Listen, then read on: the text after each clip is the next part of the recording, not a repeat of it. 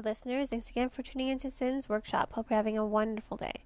Today, we're going to be talking about Cackle by Rachel Harrison. So, Cackle is, I don't know why. When the book was first published, it was categorized as horror.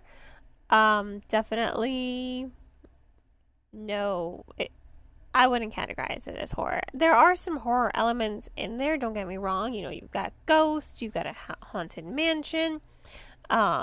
You've got a kid coughing up a spider, but other than that, for the most part, the story does not linger in the horror realm. It's definitely supernatural. It's definitely occult categorized. You know, if you wanted to categorize it that way, it's about witches. But the core of the story is Annie. You know, it's Annie's journey. It's Annie's development as as a person.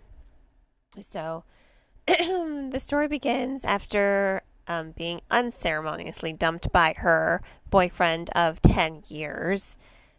She moves away to a small little village in upstate New York, from Manhattan, right?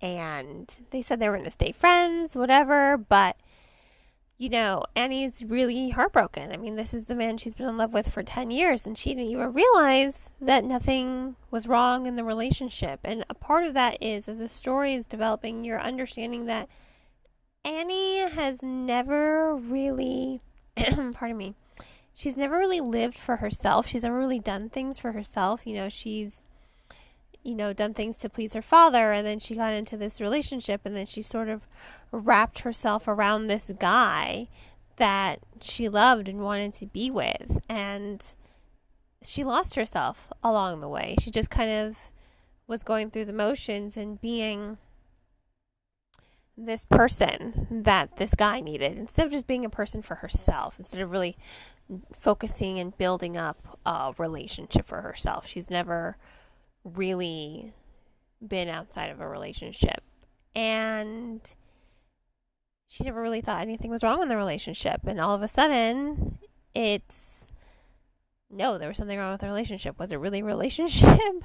It's like, we're two friends who sometimes sleep together. That's a direct quote, and it's just like, wow, you're kind of a prick. And he does continue to say like snide moments throughout the narrative to her when they're texting.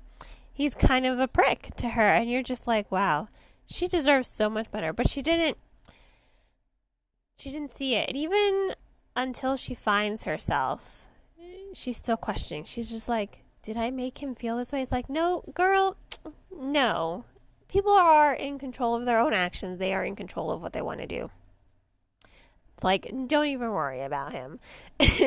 And she's on this journey with Sophie, and that's what I think is really great about the story. It focuses on the friendship. It focuses on that friendship between two women, this completely platonic and wonderful friendship that builds between Sophie and Annie.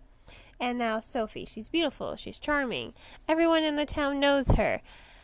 Everyone in the town fears her. Sophie just kind of does whatever she wants. And why? This is her town. She's been in this town for hundreds of years. Everyone knows she's a witch. It's their secret. She takes care of the town. You know, just don't step on her toes, basically. And she's beautiful, and she's charismatic, and she is so in love with herself. And I like this journey she goes on with Annie, because she sees something in Annie, something familiar. She's like, Annie, I'm going to teach you the ways of the witch. But first, you have to learn to stand up for yourself, and you have to learn to love yourself, because that's really Annie's problem. She doesn't really love herself. And how can she when she doesn't really know who she is, right? So it's all about Sophie pushing Annie, pushing Annie to be self-sufficient, pushing Annie to find out who she is outside of a relationship, outside of her father's approval. Just pushing her and pushing her and pushing her. And it's a beautiful thing. Like, man, I want a Sophie in my life. Or maybe I am Sophie. if I look back on my life right now, like, I feel like I'm more of the Sophie here.